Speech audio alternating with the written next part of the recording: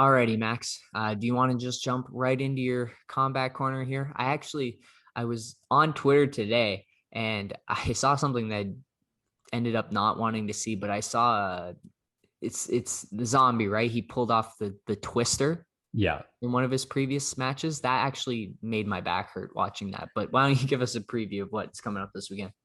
Yeah, this main event between Korean Zombie Chan Sung Jung and Dan Ige, the more I think about it, the more similar these fighters seem to me. They've both got this crazy one punch knockout power to start.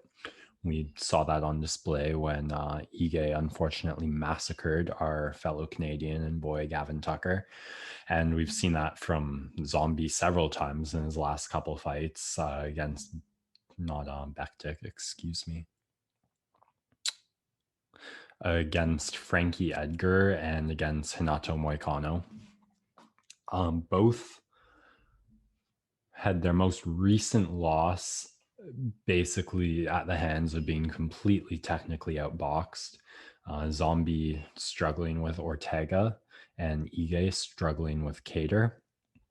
And both are primarily strikers who have good grappling, but will use it typically more defensively. It's not the first weapon they pull out of their arsenal. And I almost forgot, both have near immortal chins. I'm not sure either's been knocked out in their career, but they've certainly both taken some absolute bombs and kept on fighting. So I don't know how this match is going to go because that sets up so many questions. I guess the first and the biggest one would be whose striking has progressed more. I said they both got technically outboxed. It was in different ways. For Ige, his loss came really at the straight technical distance management of Cater. He just found his range where he was able to throw jabs and straights and stay out of the way of Ige's more wild swinging hooks. And those straights and jabs were just money in the bank throughout the fight, and they accumulated more and more, giving Cater a bigger and bigger margin to land more shots and making it harder for Ige to figure out what to do in there.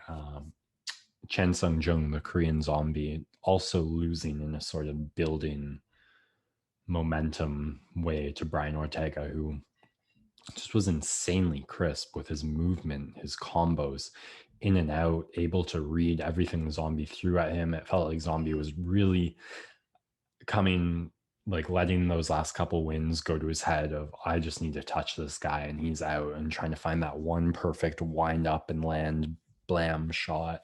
And Ortega had the movement with his feet, with his head to not get touched by those, and just setting up angles, cutting off Zombie and sliding in with these 2 3-piece combos, mixing up between the jabs, the hooks, the uppercuts.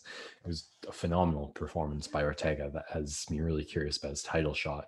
But in the meanwhile, for this fight, it's both. I mean, with Ige, you have him coming off a win, but when you get outclassed for 25 minutes and then you get your hand raised in 7 10 seconds, I don't know if the doubts about your striking prowess go away. And with the chin of both these fighters, I feel like we've more likely than not in for a long one, that you never know how that one shot power might just connect at the right angle in the right place. And you also never know if they might go, hey, I think I've got the advantage on the ground against this guy. So a lot of variables at play in terms of one shot knockout power from both fighters, but really good chins on both fighters. Both fighters primarily strikers, but they have great grappling if they want to use it. If they decide they think they have an advantage there, the striking's not going their way. And I'd say both having recent performances that have left them needing to go back to the drawing board and figure it out. So looking to see some smarter movement from Zombie, some more patience, some more touching strikes, setting stuff up, maybe even taking something out of Ortega's book, but also looking to replicate what Cater did and really like establish range and distance. Don't let Ige too close. Use that jab straight to keep him off. And for Ige, I feel like he really loves his hooks. So replicating Ortega's performance maybe will come a little more naturally, but try not to get stuck at that wrong distance, making sure you have a 25-minute pace because there's questions if his cardio waned against Cater, and mixing it up with the shots. But this should be a really fun featherweight bout, and I'm really curious how it plays out. I don't know if you want to take a break here or go straight into basketball. I think we'll break. All right, we'll be right back then.